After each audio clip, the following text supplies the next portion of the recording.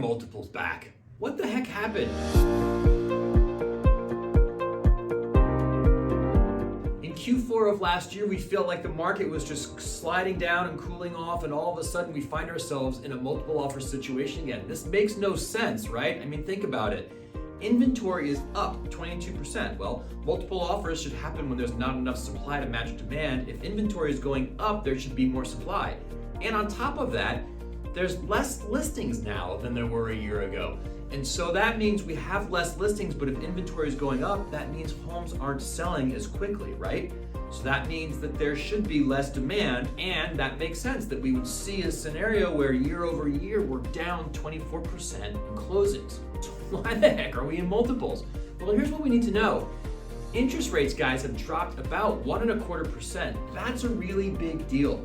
When the federal government was jacking up interest rates to contain inflation, we kind of went from 3% to about 7.25%, was kind of where we peaked out on a 30-year fixed. Well, when things happen that quickly, a lot of people kind of like lock up and freeze because it's such a shock to see how much more expensive it is to borrow money. Well, now that inflation has calmed down a little bit, we're starting to see that interest rates are coming down as well, right? Now, at the time of this filming, I know it changes every day, but you can get a 30-year fixed mortgage right now for just under 6%. That's a great interest rate, right? And so what we're seeing happen is that loan applications, and this is the number no one's talking about, loan applications in January of 2023 versus January of 2022 are up 22%. Now remember, in January of 2022, none of these interest rate hikes had happened yet, and we were in a super strong market with lots of buyers. Well, we're seeing more applications now this January than we did last one. So you've got all these new buyers that are recognizing that there's been a drop in interest rates, they're capitalizing on that opportunity, and we're still in an environment where there's not enough inventory. Remember, this time last year, we were in the most acute seller's market we'd ever seen because there was not enough inventory for sale. Well, nothing has changed.